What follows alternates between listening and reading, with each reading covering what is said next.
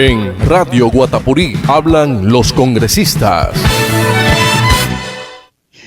Y una serie de renuncias se ha dado en el Congreso de la República. Las más relevantes han sido las del senador Humberto de la Calle y el del senador de Cambio Radical, David Luna. Precisamente tenemos este último en línea para dialogar por qué renuncia a su curul y sobre una eventual aspiración presidencial. Senador David Luna, bienvenido a Radio Guatapurí. Muy buenos días.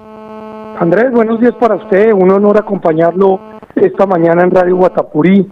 Un saludo para todo el Cesar y para Valledupar. Senador, ¿cuáles son las razones por las cuales usted renuncia a su partido y a su curul? Mire, Andrés, esto tiene de corazón y tiene de razón. El corazón, que yo comencé mi vida pública hace 27 años y la he forjado escalón por escalón. Comencé como miembro de la Junta de Acción Comunal de mi barrio y poco a poco, como concejal, como representante, como viceministro, como ministro, he ido construyendo un ideario que quiero poner a consideración de los colombianos en una aspiración presidencial.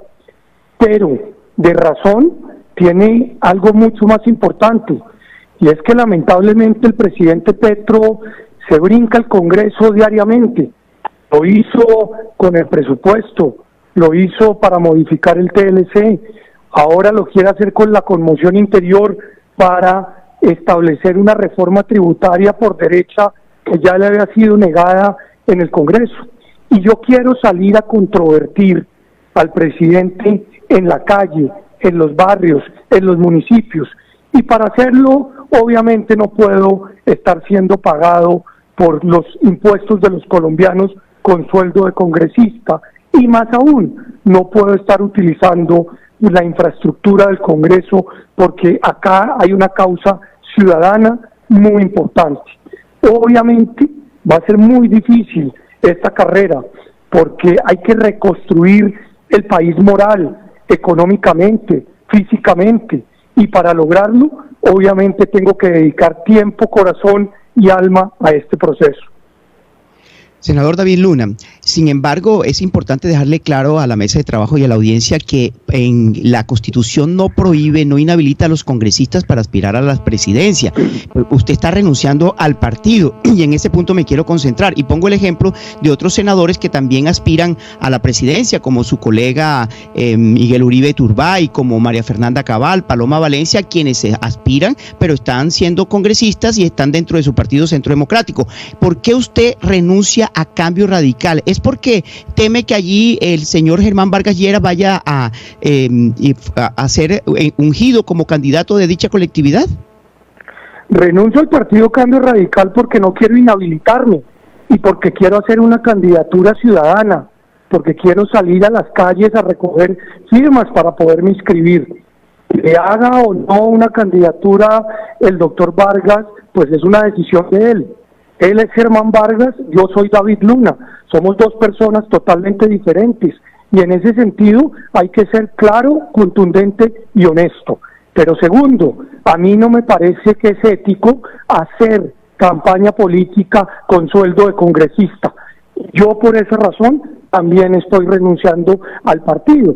Yo no me quiero inhabilitar, lo he dicho públicamente, lo he dicho formalmente. Quiero iniciar un proceso para construir una campaña presidencial, pero antes de poder inscribir una campaña presidencial, tengo que lograr evitar que el señor Petro siga haciendo daño. Es que las elecciones, Andrés, están en riesgo. Usted se recordará que el lunes le redujeron la mitad del presupuesto a la registraduría. Es que las relaciones internacionales están en riesgo. Lo que pasó el domingo con los Estados Unidos no es de poca monta.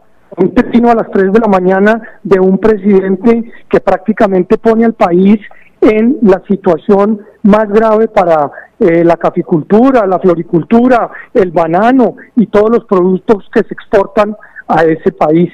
Pues yo sí lo digo con mucha franqueza, estoy preocupado y estoy preocupado de que Petro se quiera mantener en el poder evitando que haya elecciones de la mano de unos grupos ilegales narcotraficantes que están controlando lamentablemente los territorios, por ejemplo, en norte de Santander o en el Cauca. Senador David Luna, lo hemos visto a usted que ha sido siempre polémico y ha sido un crítico del gobierno nacional con argumentos, porque lo hemos visto haciendo comentarios sólidos en la argumentación sobre situaciones que se han dado en el país y sobre decisiones del gobierno y del presidente Gustavo Petro.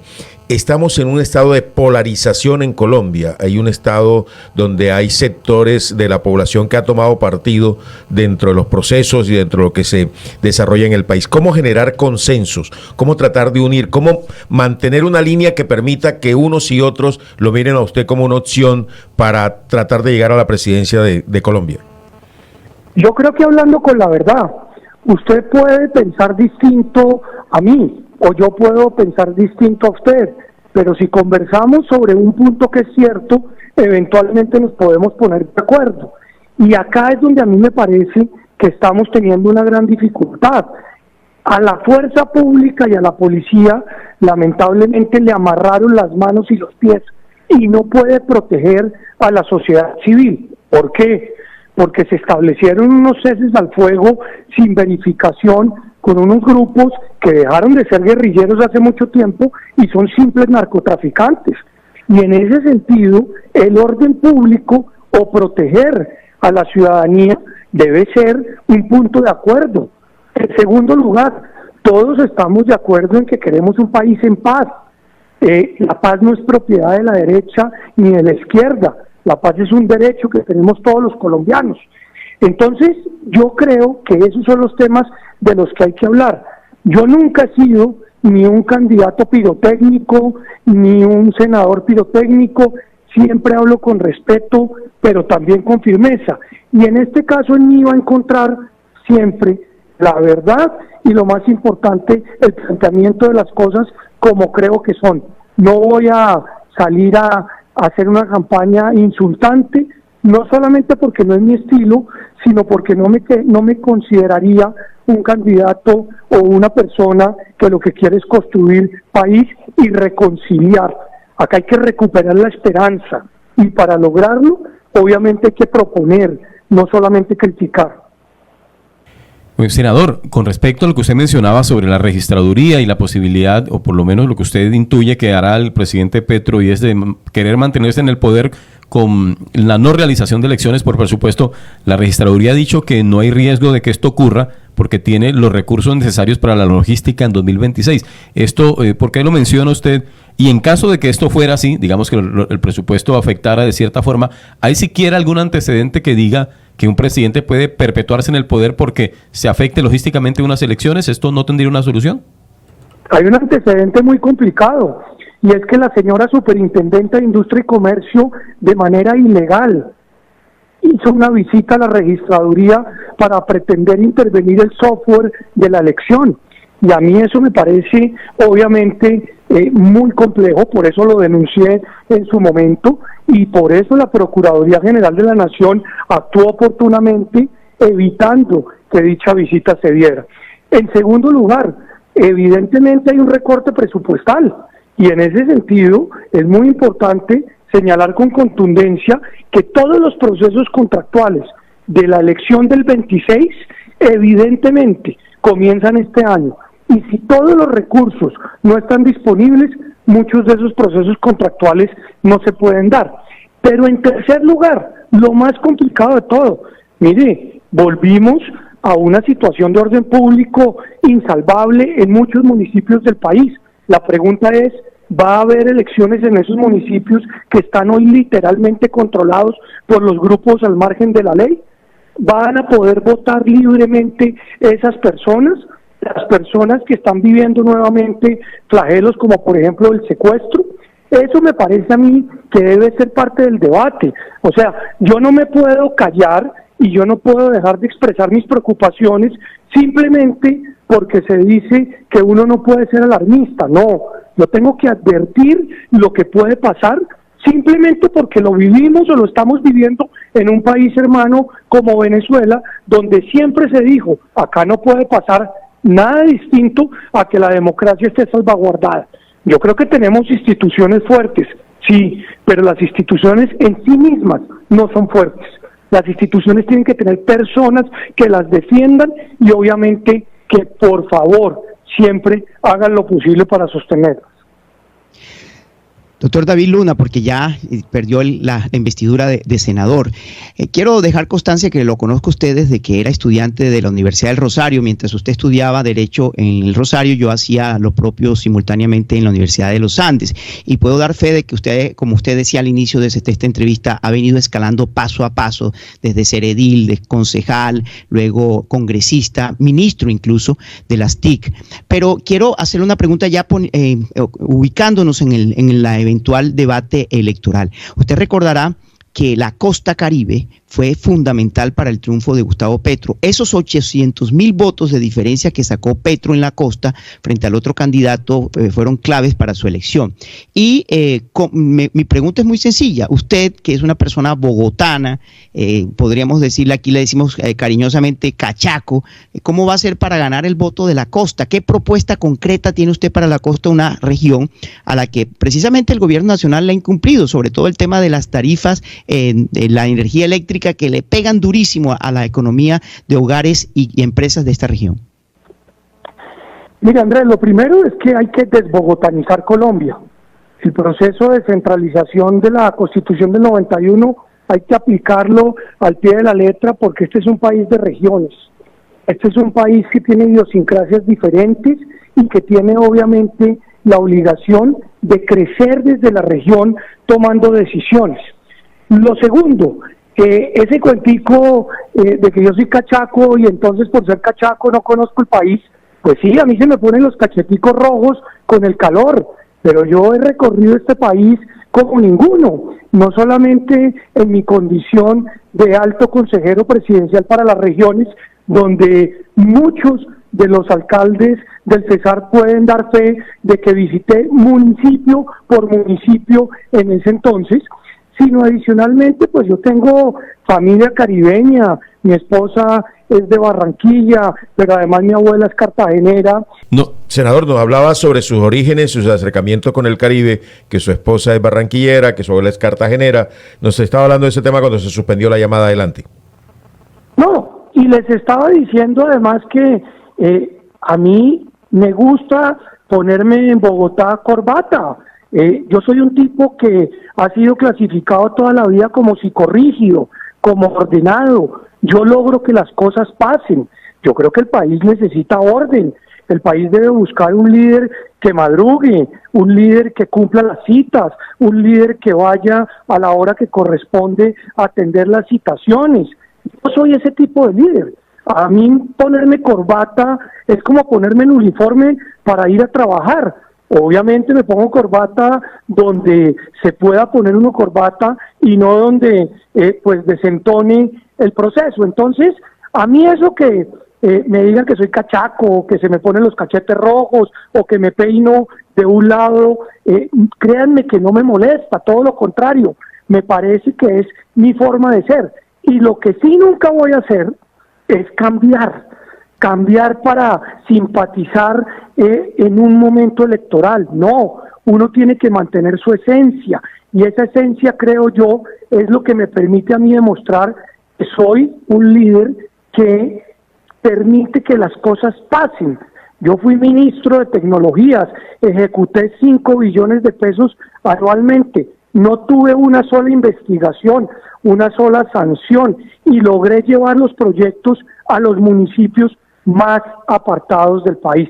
Por eso le digo a Andrés, yo tengo un sello, y ese sello es David Luna. Yo soy David Luna y yo tengo mi propio corazón, mi propia espiritualidad y mis propias acciones para demostrar.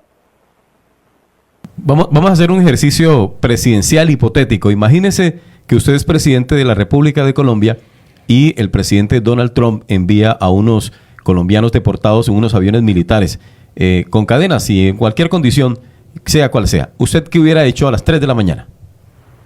A las 3 de la mañana claramente no trino, a las 3 de la mañana no armo una crisis presidencial, a las 3 de la mañana busco al secretario de Estado de los Estados Unidos y le señalo que estamos dispuestos a recibir a los colombianos deportados como se han recibido en los últimos 20 años.